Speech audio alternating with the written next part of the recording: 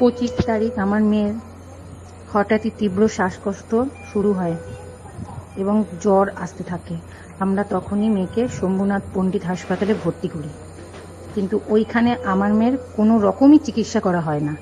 ফলে ওর অবস্থার খুবই খারাপ হতে থাকে। ওর অবস্থার অবনতি দেখে তৎক্ষণাৎ আমরা মেয়েকে ওখান থেকে নিয়ে আসি নাগেরবাজারের কাছে অলিভিয়া নার্সিংহোমে এবং ডাক্তারবাবু আশিক ইকবালের আন্ডারে মেয়েকে ভর্তি করি।